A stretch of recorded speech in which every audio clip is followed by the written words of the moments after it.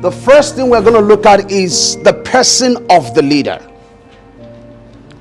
The person of the leader. You cannot talk about leadership.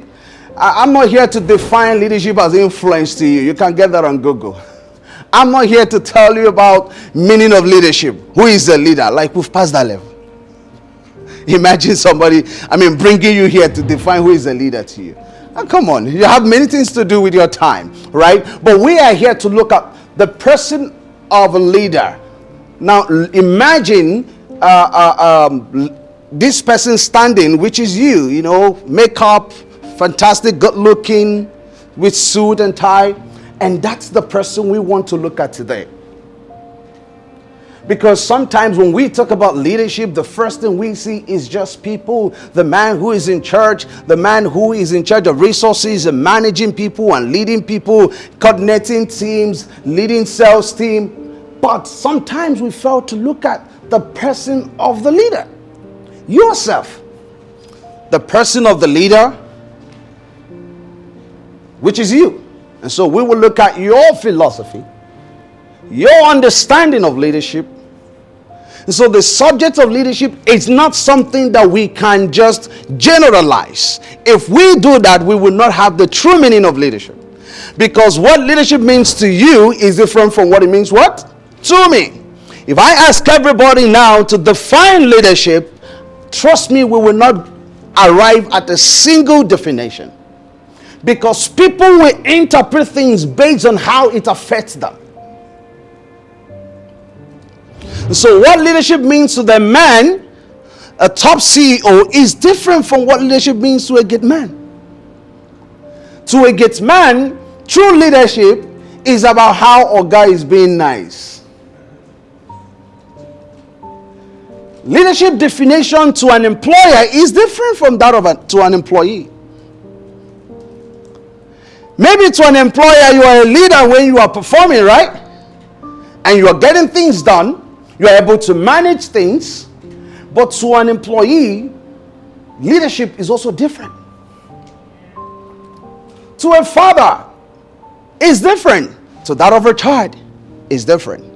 Maybe what your child will consider as leadership is that daddy is able to always go out and buy me something. And to parents, true leadership is that when you come back home, you want to make sure that the house you arranged, they did not. How many of you are married here? Please, you have kids. What's the experience like?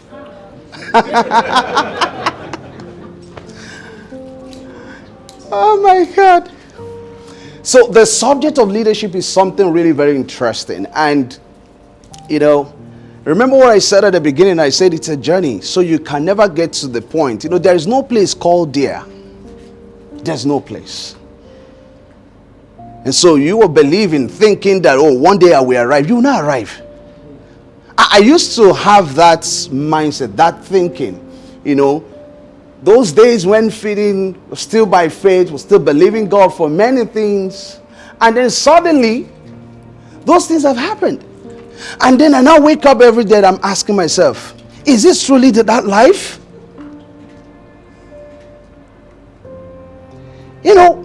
You're hoping that one day you will buy a house in Canada, you will do this, you will do that, you will have one in your village, have one and then you just realize that you will have those things, yet you're still searching for the true meaning of life. I'm not kidding you. Sometimes I do ask myself, is this all about life? Can there be more? And so my own leadership style, principles, and everything originates from my own leadership philosophy. My own leadership. I believe that life is an invitation to contribute and not to consume. That's my own philosophy about life. And so it means that when I meet someone the first time, what I'm thinking is about how to do what? Contribute and not to consume. So you literally cannot become the leader you want to be without considering the person of the leader.